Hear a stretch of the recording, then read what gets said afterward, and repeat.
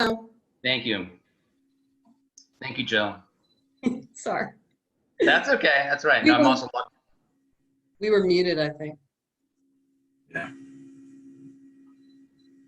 I think I was too. Let's see who's coming popping up on here.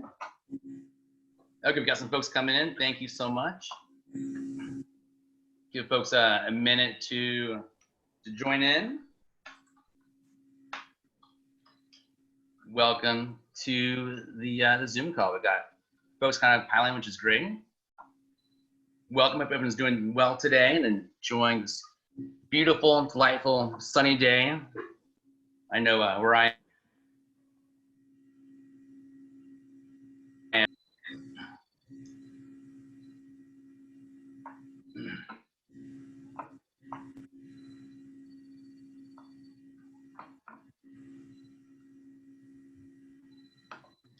So let's get started. For today, we're going to have our Leafy seminars. Exciting that this is happening. They've been typically in-person seminars, but we're going to make this one come, on webinar format.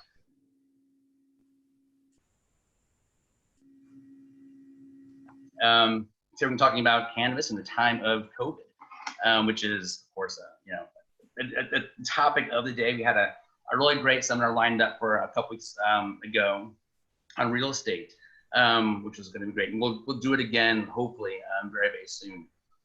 But we decided to twist things up a little bit and go on to this webinar format and really talk about how the coronavirus and COVID is affecting Maine businesses in the cannabis space, because clearly things are moving in really other ways. I'm going to bring on a couple of pros that have been tracking this for a long time. Jill Polster from Cohen Law, Maine, and Adam Brallard, I think, right? From Prince LaBelle. So you correct me later. And my name is Sam Milton. I'm the host today. I'm Climate Resources Group. So just to introduce myself, my firm is the Climate Resources Group, and I launched the Cannabis Energy and Sustainability Advisory initiative cannabis businesses to build and operate more efficient, more productive facilities. And in my spare time, I thought that, hey, I'm meeting lots of really great people out here, people in the cannabis space, and also a lot of great professionals who are servicing, those individuals and entrepreneurs.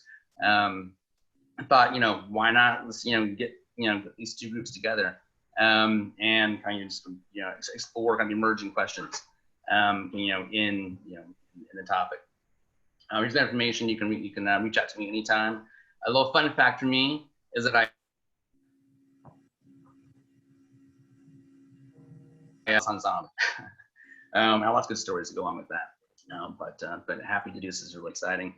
I want to have a little shout out to today's sponsor, Prince LaBelle. Adam represents Prince LaBelle here today. In fact, Jill and Adam's firms are partnering up to really bring the best legal minds to Maine cannabis industry. So this is an exciting kind of partnership that I look forward to following in the years to come. So Prince,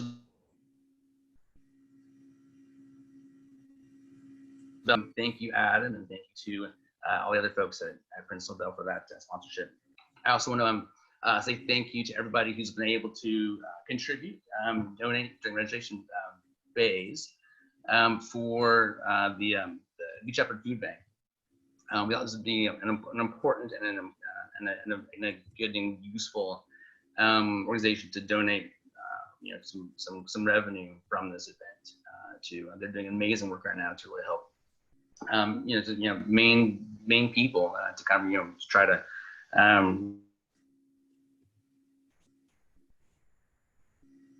economy in almost every other way, including cannabis, is really not hurt right now. Thank you for everyone who's do that. We've got so far about $175,000, which is great. So we'll hopefully get a few more. And we'll get back to those guys as soon as we can. So again, Leafy Seminars is a regular seminar series that we launched about a year ago. We've had 3 sessions. This is our 4th.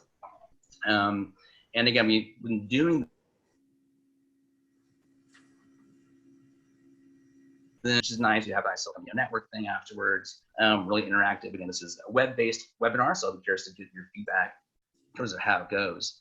There is a survey form that you'll get at the end of this, and please kind of share your comments and feedback and let us know what we can do, and also what we can address. Here's a list of topics that we want to be able to cover, that we will be covering, again in different formats. We'll see, but really kind of, there's really no shortage of important issues that we want to get to.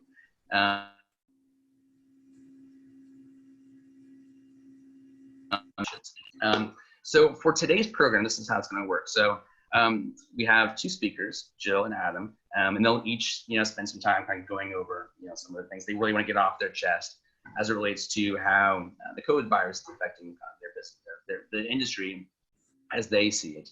And then we'll have Q&A session. For the Q&A, please, I encourage you to submit your questions into the through the Q&A kind of feature at the bottom of your screen. We'll get those, and Adam and Jill will have the time to go. And I think hopefully, again, the webinar format doesn't lend itself as easily to an interactive sort of conversation as it would in person, but we'll see how the Q&A feature works and if that goes well. And hopefully we can have some fun with this and learn a lot at the end of the day. Jill, I want to hand it off to you. I'll let you introduce yourself, and you can take your time with the conversation. Thank you so much for agreeing to be a part of this. Sure. Thank you, Sam and Adam, and I really enjoy working with Prince Lobel. I appreciate them sponsoring us today, and Sam for organizing it. My role is to really talk about what's going on in Maine. So I'm going to talk about the availability of disaster assistance, give you an update on what's going on at the Office of Marijuana Policy, and talk a little bit about licensing, as well as some of the guidance that's come out from OMP over the last couple of weeks. So as far as economic assistance, I think you're all probably aware that cannabis businesses are not eligible under the CARE Act, as well as indirect marijuana businesses like law firms who specialize in representing cannabis clients. So I'm right there with you in not being eligible for any relief from the Small Business Association. If you have a landlord who is getting some type of relief, perhaps there's a trickle-down effect, and I know Adam's going to talk about real estate, so I won't spend much time on that.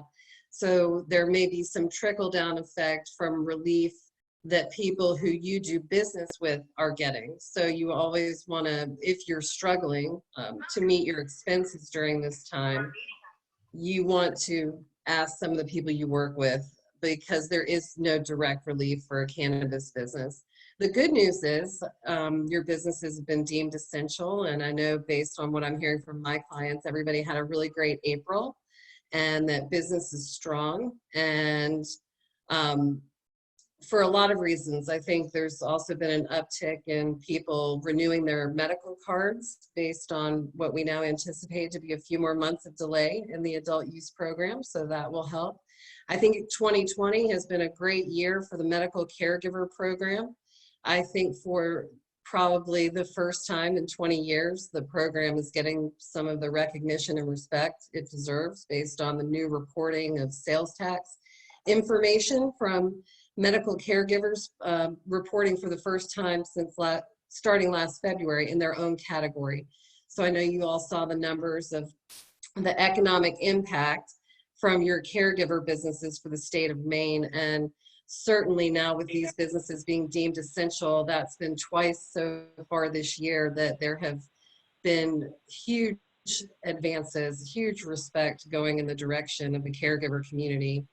I'll say it's been amazing to watch my clients and the community at large pivot overnight to accommodate, even before guidance came out from the state and before guidance came from the Office of Marijuana Policy, to adapt your businesses, particularly those of you with storefronts and those of you with employees, to adapt your businesses to continue to operate safely. You are absolutely providing a vital service and keeping the supply chain moving for your patients.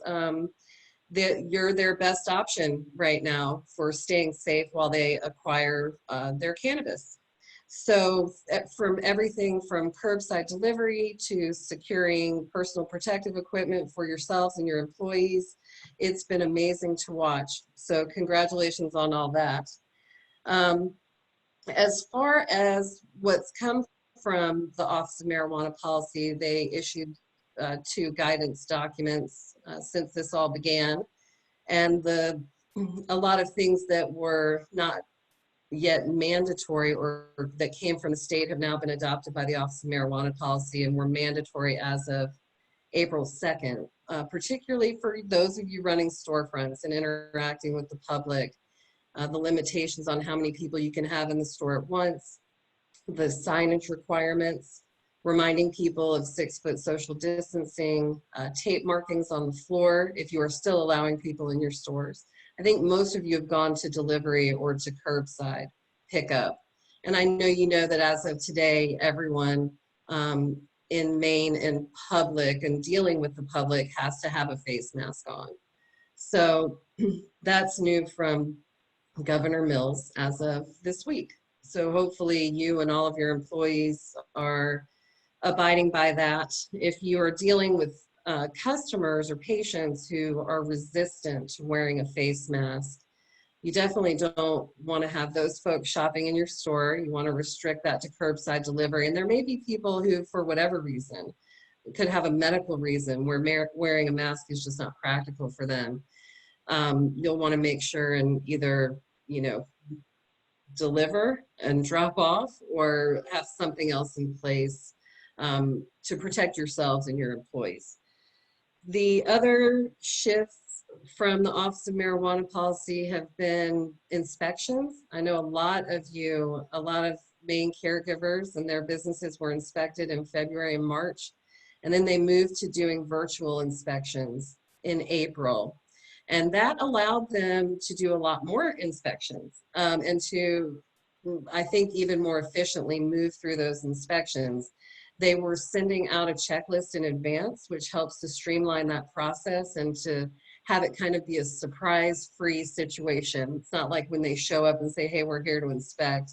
Most of the people who have been inspected have gotten an email or phone call in advance, a list of expectations, because they are now looking at a whole host of things I think they weren't looking at before, including sales records, employee files.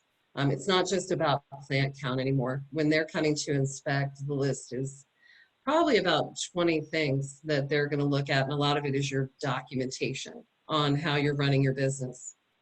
So the other thing that virtual inspections allows is them to do more of them in one day. They were limited due to trying to avoid cross-contamination from how many cultivation facilities they could inspect in a day. Well, now they could do as many as the day will allow. So I think there will continue to be a lot more inspections. Many of my clients have been inspected in the last few weeks, and fortunately it all went very well. The person who comes to inspect you, as an aside, can end up being a great resource for your business going forward. So it's always a good relationship to have with your O&P inspector. They can be very helpful. One of the other big things was how to deal with expired identification. So for those dealing directly with patients, if their driver's license is expired as of March 15th, you can still accept it for the time being, even though it's an expired ID. I know a lot of people are wondering, what does this mean for adult use? I think only a pandemic could have slowed down the Office of Marijuana Policy. I spoke with somebody in licensing yesterday, and They say that they are very busy. They're issuing batches of conditional licenses about every other week. You may have noticed those generally come out on Fridays. We had a few last week, so I don't know that there will be any today. There are groups that have gotten a conditional license that are moving forward through that process, the next phase of getting town approval. A lot of towns have either canceled a lot of their meetings or moved them online. And in many towns, you have to have a public hearing for local approval. Adam's going to touch on this as well, so I won't spend too much time on it. But these things are moving forward. Licensing is moving forward. The applications are continuing to be processed. What this does in some ways is let people catch up. Maybe if you felt like you were behind, you're not really behind anything anymore. So everybody's going to end up at the starting line at the same point. When is the starting?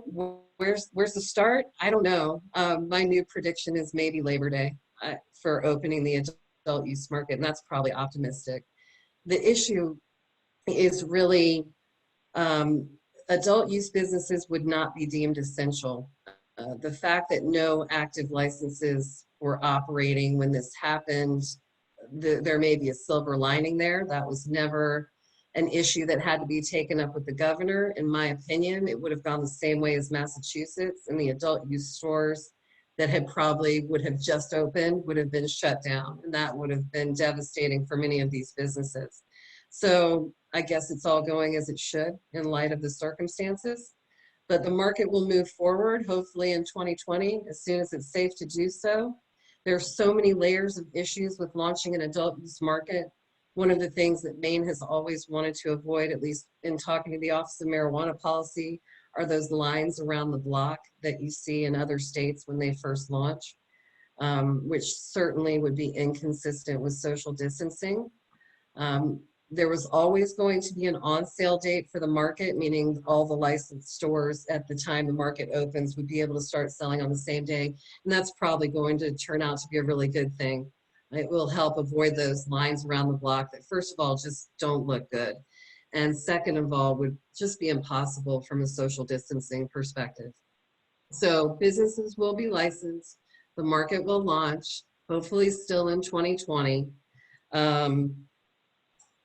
And so for adult, my next topic is adult use licensees weathering the storm. You all have been weathering the storm for 3.5 years. A few more months shouldn't kill you, hopefully, or maybe it's the few more months that's the straw that broke the camel's back. I hope not. The finish line really is in sight. This is more delay, but we are used to that. All of us who have been, in this dance with Maine since 2015, or some of you for 20 years or more.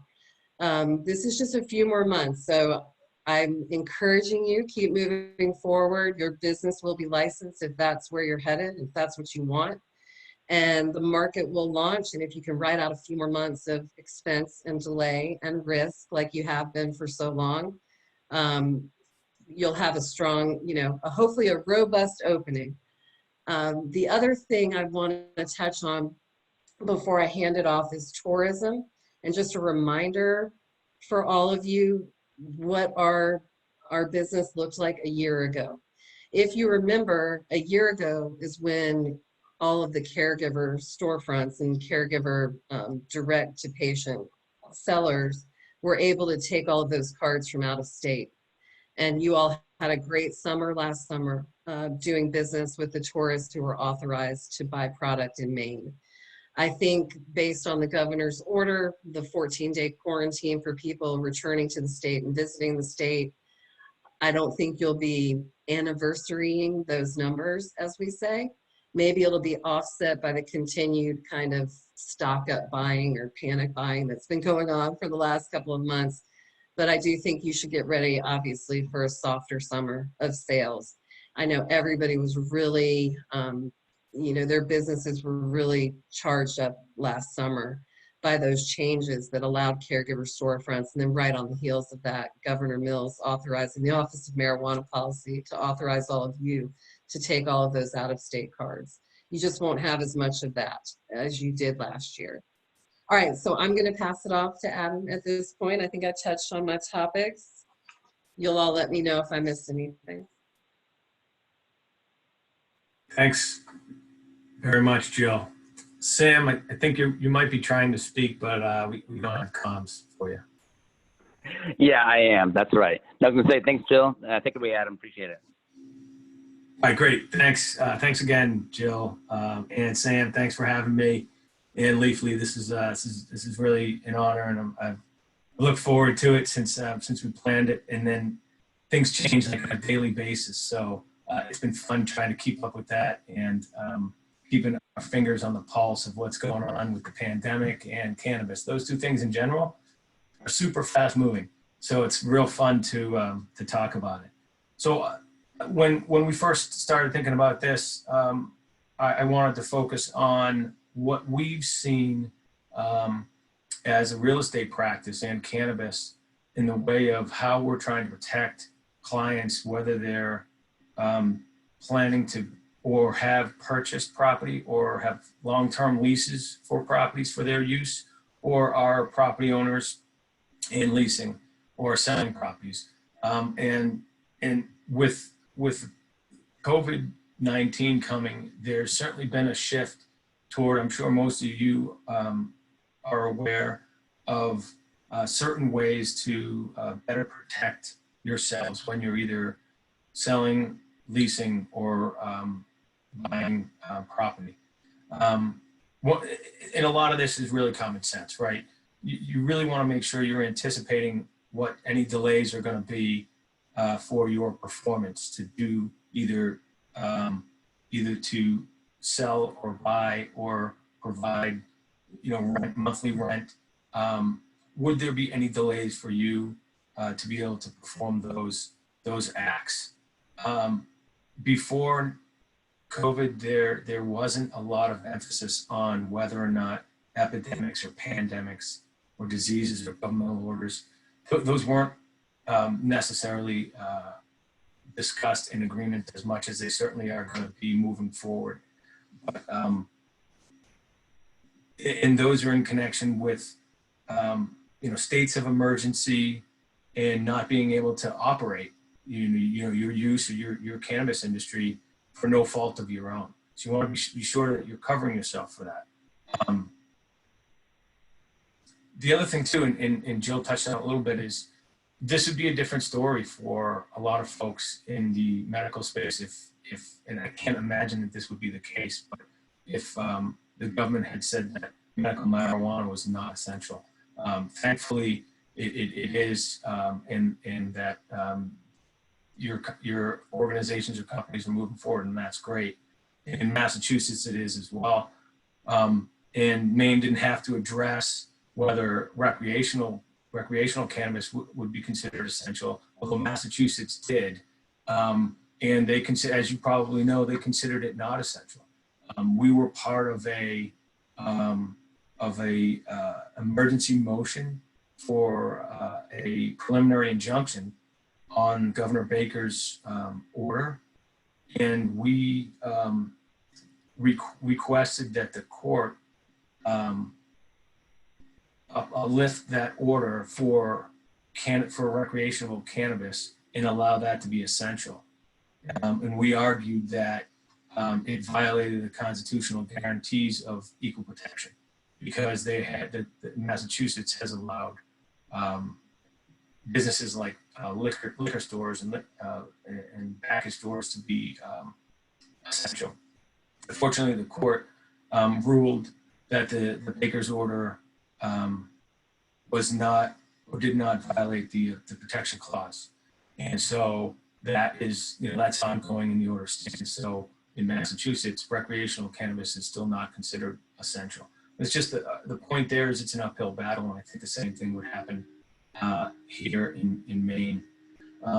In terms of like I started talking about contracts and instruments that you need to consider and look at in great detail when you are considering purchasing land or leasing land for a long term.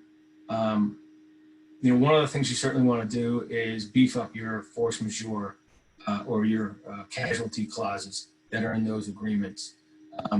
we've seen a significant increase in not only from our clients asking us to amend agreements, but also from property owners that are working with our clients, and the negotiations that follow from that. But some examples of beefing up those provisions from a property from a lessee side would be, and I kind of alluded to it, is include governmental regulations that may come along, or governmental preemptions, pandemics, epidemics, diseases, governmental orders, governmental moratoriums. I mean, we've seen a number of leases that have come in front of us that do not include things like that, or don't include a general provision,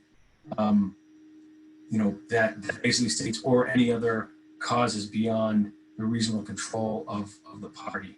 So you really want to take a look at some of those, especially if you're planning to enter into negotiations for those, or have already, and you feel like there's an opportunity to make some changes there. The other thing too that a lot of folks don't necessarily consider, because they just don't realize that it's available. I'm sure most of the folks on this Zoom presentation get it, but a lot of folks that we work with don't, is the ability to increase or change your insurance policies. There are definitely policies for business interruption insurance out there. They are certainly, the premiums more expensive, but they have been out there for a while. We've seen some changes with our clients and asking us to help them with modifying their insurance provisions, and they get as specific as pandemics, epidemics, diseases, things like that. So those options are there. It depends upon what insurance company you're working with and the fees to that extent. But, so that in the context of how you can protect yourself from a contractual standpoint, those are the things that I would certainly look at. There are certainly a number of other things, but in terms of the kind of the quick high level items that you'd want to hit, those would be the ones. In terms of, and Jill quickly mentioned it, there is the CARES. In terms of what, is if there's any relief out there for you folks now, if it's needed. Jill mentioned the CARES federal stimulus package. We know that that's not available to us or to companies that work in the cannabis space. However, there is a bill that was recently filed with the federal House of Representatives. It was actually filed on the 23rd, so last week, and it's Bill HR 6602, and basically it's a bill that, which would allow legal cannabis businesses to access disaster relief loans and other programs in the CARES program during the COVID-19 crisis. It's called the Emergency Cannabis Small Business Health and Safety Act. The bill is currently, like I said, it's currently with the House. It needs to be voted on there, obviously, and go to the Senate. The likelihood of the passage, it's really, really hard to tell. If I had to say right now, it'd be probably more likely than not that it would not pass. But who knows if they have passed other bills in recent history that we thought were not going to pass, like a banking bill back in late 2019. So the other thing too, from a state level, is that Maine, under Governor Mills' recent filing, she filed an executive order banning immediate evictions except for unlawful circumstances during emergencies. So in instances where, and also that the courts have decided that they're not going to handle any landlord-tenant matters until, and this was data from earlier this week, so it may have changed, but until the 15th of May.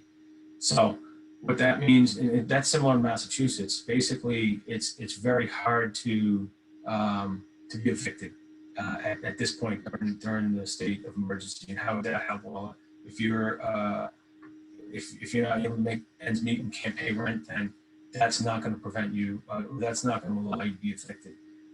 So there's some of those executive orders that are there that would help you in the event that you needed it. Jill talked about the OMP process and how they're doing virtual inspections. As you know, from the in more specifically to the adult use industry. As you may know, when you file your application and you do obtain your conditional license, the next step is to then get your approvals with the local opted-in municipality. At that point, under COVID-19 state of emergency, there has been some slowdown with municipalities.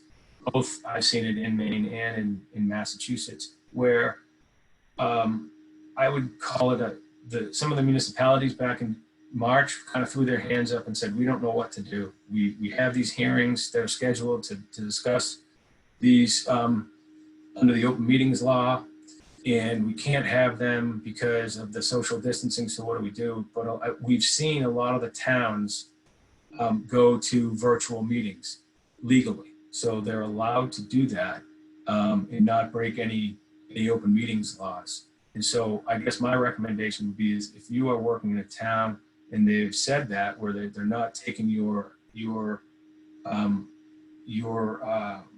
if it's needed, if your relief, if your zoning or permitting relief in that town needs a public hearing, there are ways to work with the town to have that done.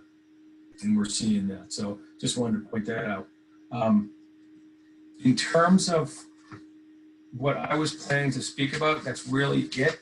I did have one example that I'll share that kind of brings a lot of this all together, where a client had signed a long-term lease, and this is in Massachusetts, under the adult use industry.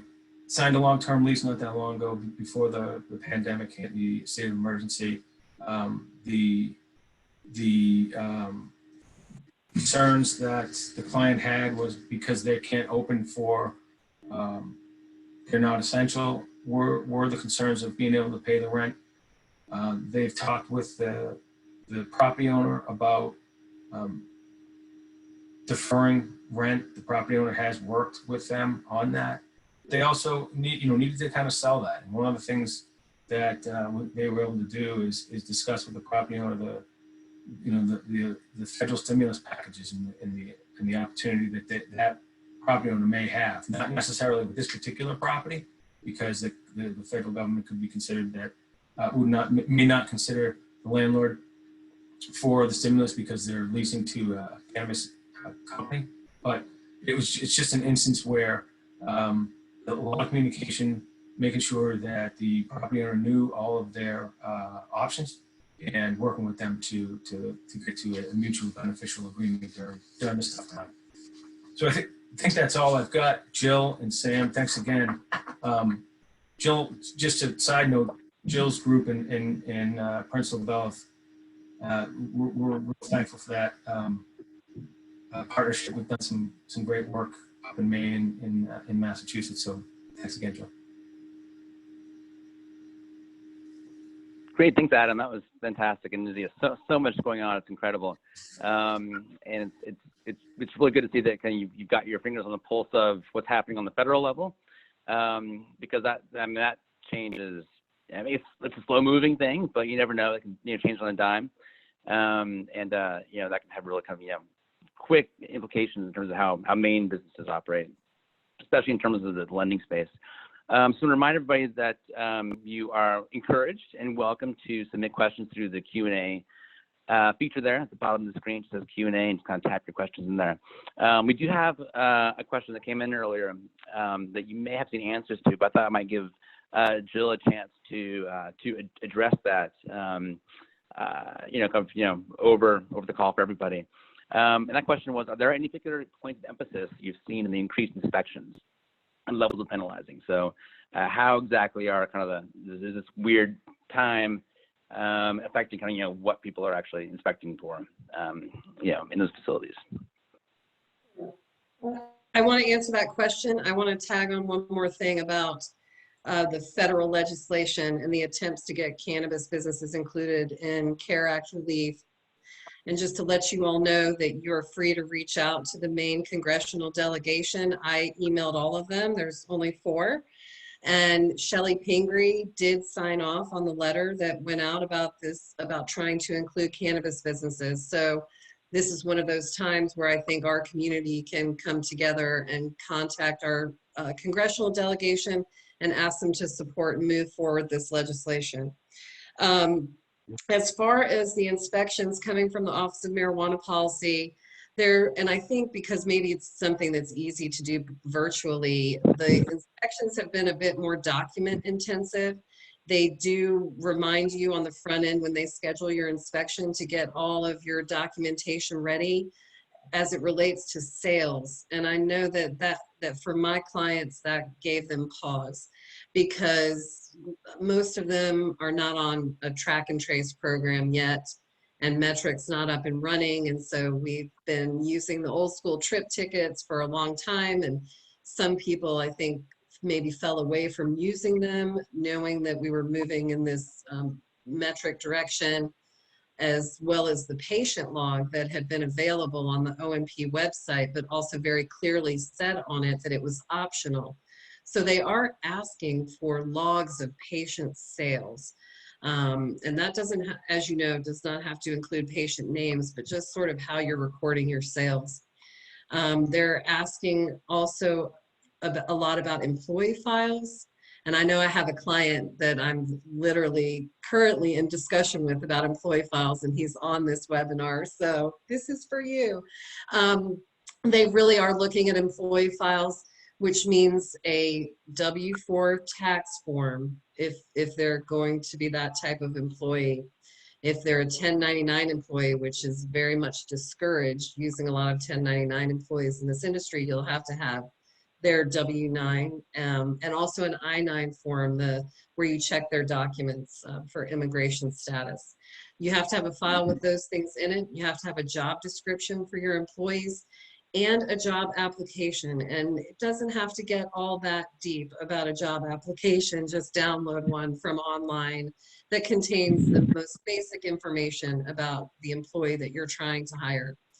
The Office of Marijuana Policy, based on the first COVID-19 guidance that came out, has prioritized processing employee cards, caregiver assistant cards, to make sure that as your businesses are busier and busier, that you're able to bring on extra employees, or if you have had employees who have chosen not to move forward and continue to work in public facing jobs.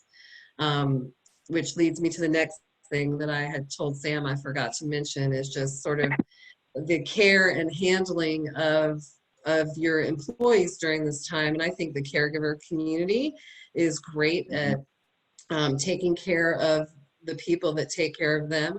But you want to make sure that if you have an employee, obviously no one can come to work sick, but if they have a family member that's ill, or if they want to stay home and take care of, or if they just don't feel comfortable coming back to work, you want to accommodate that. When they are working, it's really the employer's responsibility to provide them with that personal protective equipment.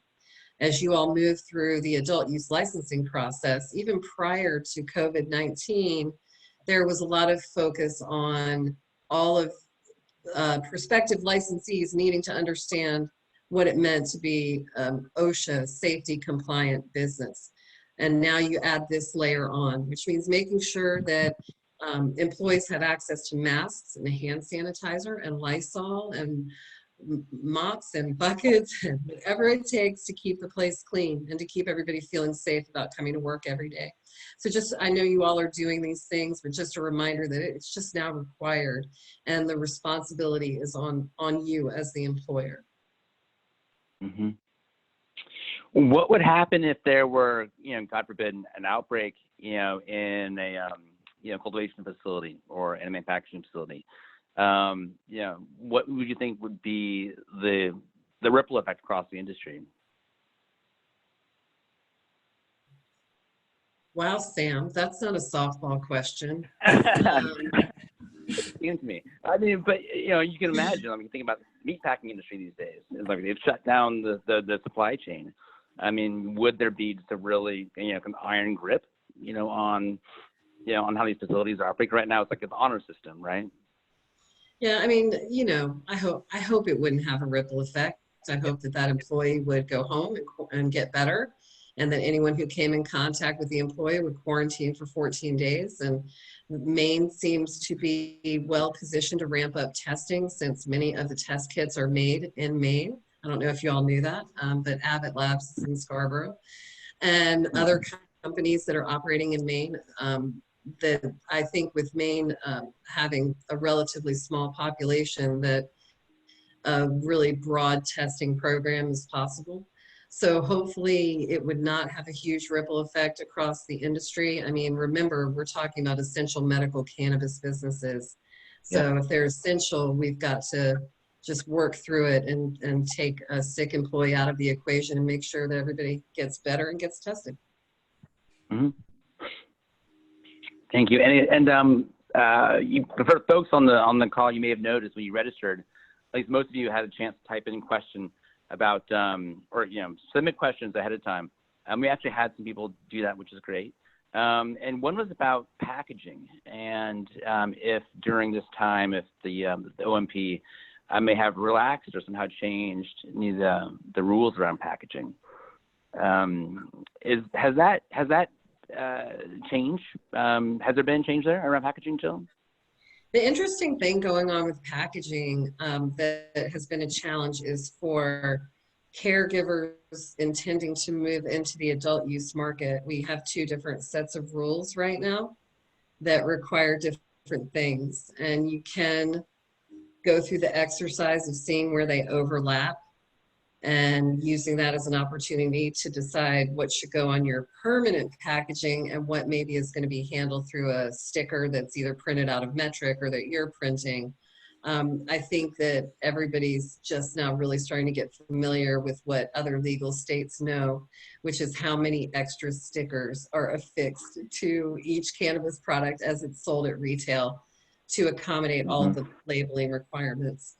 But the adult use rules are out there on the OMP website. There's a section on packaging and labeling. It's very specific. And on the medical side, there's no rules still that have been written for the bill that went into effect December 13th of 2018. I suspect that's because of the rumored streamlining of the industry that will come at some point, where the rules will be the same for packaging and labeling for both programs. But for anybody who's either going to do cultivation in both adult use and medical, or moving from medical to adult use, you really want to spend some time wrapping your arms around those packaging and labeling requirements to avoid having your product pulled out of somebody's store, and to avoid wasting a lot of money getting pre-printed packaging that might not be compliant. If you source packaging from a company that does business in China, there are definitely disruptions even in Maine, with Maine caregivers who rely on packaging that maybe is coming from overseas providers, and there's some delay there. So if you've been working on packaging and labeling to launch a new brand, or to launch your adult use line, or to upgrade your medical packaging, you'll want to keep that local to avoid disruptions in the packaging supply chain. But this is a big deal, and people need to get it right. And this is one of those times where you may want to hire professionals, lawyers, consultants, marketing people who are cannabis savvy that can help walk you through the packaging and labeling requirements. I just went through it with a client, and I can tell you, even for me, sort of comparing the two programs side to side, it gets confusing. And you have to get it right so that you don't waste a lot of money. No, that sounds great. And it reminds me, just to repeat perhaps, that in a future seminar / webinar, we definitely want to kind of dive into that a little bit more, and also speak to kind of what the sustainable packaging look like. Are there ways to actually reduce the ecological footprint of the types of packaging that the folks are putting out there? So stay tuned for that. It's funny you say that, Sam, because I think based on the pandemic, you're going to see a lot of the environmentally friendly practices that have been going on, like jar recycling programs. Those had to stop immediately when the pandemic started. There's no more bringing packaging back into a caregiver to, recycle that for someone else. I fear that in the short term, the terrible environmental record of cannabis packaging is going to get a little bit worse before it gets better. But hopefully we can find solutions. And there are definitely packaging suppliers out there that are putting out environmentally friendly and sustainable packaging. Mm-hmm. Yeah, no, that's a good point. And as someone who typically brings cannabis shopping bags to the grocery store, and I no longer can, I can definitely kind of see how that can have broader implications, at least in the short term. Internet, the short-term disruptions are kind of what we are kind of most focused on now. Adam, a question for you. Maybe you're following this since your footprint is in multiple states. But do you know if financing for kind of individual operation, if that will be impacted at all by COVID? I know, of course, there's already financing options are very limited, and the fact that cannabis companies, can't access small business loans, right now during this time, just underscores that. But how about on the investment side? Are you seeing any changes? Yeah. Yeah, we have not, and we do a lot of that work with our clients. So our clients will come to us and say, "Hey, we want to get it. We want to get this project the soft cost phase, and then we need to raise money." And we're working with our clients, and that we've been doing that for years, and we have not seen maybe a very little slowdown, but we haven't in general. And it's a good question, because I would have thought that you would a little bit. We haven't seen it in cannabis space. We have not seen it in the renewable, not to get on to a different topic, but we haven't seen it in the renewable energy space either, where a lot of the renewable energy projects out there now are ripe for sale, and there's still a lot of action there, even during the pandemic here. Mm-hmm. Got it. Good. We have a question came in over the chat format. You guys may have all seen it, and I apologize to Shai because I think he had a hard time logging in. So maybe if you address this already, if you mind just going one more time.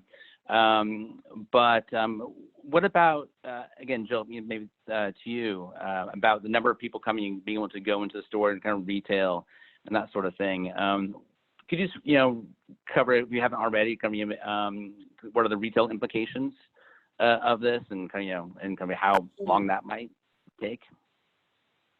Right now, it's based on the size of your store, and the guidance came out from the governor's office. I can supply it to Shai, but based on the size of the store. And I think I'm not Dr. Fauci, but I do think it's here to stay for the rest of this year at least, or until there's some proof of either significant herd immunity or a vaccine, just based on everybody's kind of reactions to what's going on in the world. I think we're stuck with these things for the foreseeable future.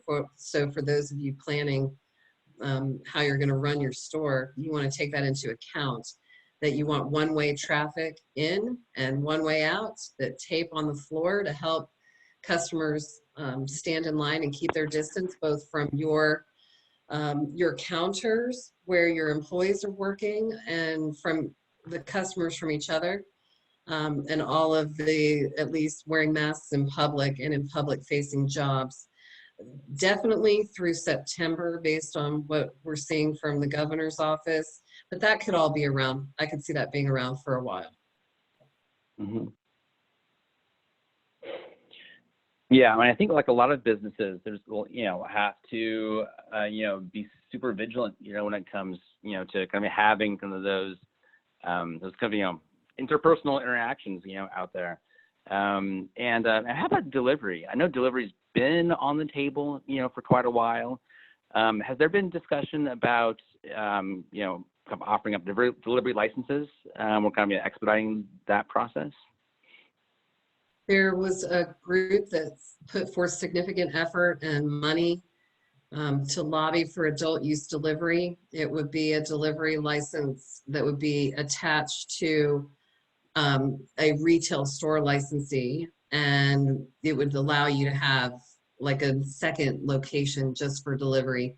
That has not passed. I think it kind of didn't go forward in the last legislative session, and I heard that it wasn't going to go forward. But now this may be one of the silver linings. We may see a lot of support for adult use delivery, and also perhaps this will be a great opportunity to revisit sending some sales tax revenue back to the towns that choose to host these businesses. Before we got on the webinar, I was looking at the sales tax projections the towns were providing, or not the tax shortfall projections the towns were providing to the Maine Municipal Association. And it's just not pretty. The towns, the state, they're going to need the revenue from an adult use program. So we may have some silver linings come out of this. Mm-hmm. No, that's great. I mean, if there can be any silver linings coming out of this, I think we'd all be thrilled to hear those. I think we're all kind of grasping for any sort of good news during this time. And and maybe that could be one. I mean, I know delivery, is in the normal world has been something that, I've taken advantage of much more often than I had before. So why not this? Yeah. Adam, did you have something to add? You popped up there, or any final thoughts? We've got about 5 minutes left. I don't want to, keep people from their day jobs. But any kind of concluding thoughts, or any kind of what kind of you expect, or forecasts, or best guesses from you. Yeah, I think Jill nailed it. I mean, it's certainly on the recreational side, the adult use side, that's on pause. But if you're moving forward and you're in the conditional life phase, push your towns to try to get through that phase. Continue right through till your final license. I mean, we haven't seen a slowdown from the OMP in issuing the licenses. So I'd say to continue to do that. Take a look at your agreement you have with respect to your property. Make sure those are tight. Give Jill or I a call if you have any questions. Great, good. Yeah, and you saw that we have the information up there on the screen. Hopefully it's up there. I've intended it to be there for the past 20 minutes. And certainly for moving forward, we'll circulate a recording of this, and also just a few slides, even though they're not terribly content rich. You'll have a contact information for that. And a question just came in about from Ruth. Are there any opportunities in the tech space in this time? So Ruth, maybe you want to clarify what you mean by the tech space. But are you thinking about kind of technological innovations as it might relate to the cannabis business? Maybe your question was kind of spurred by the discussion around packaging. Maybe there's some innovative technological advances for packaging, or I'm trying to see if I can maybe unmute you. But does that, Adam or Jill, that question? Oh, here it goes. Delivery software, or so, for example. Yeah, I thought that might be where it was going. That was really the only tech op I saw coming out of this for cannabis. I think online ordering and the ability to, order through that mobile platform where it's there waiting for you. I think you'll see improvements there. The virtual inspections has certainly been a technological development in cannabis that I hope sticks around. I know for that all of you would rather have a virtual inspection than have an OMP investigator rolling through your place. So I think that's been positive. Adam, anything on your end? No, I think that's it. That's where my head was at too, get a delivery and packaging, at least initially. Where the most opportunity for tech.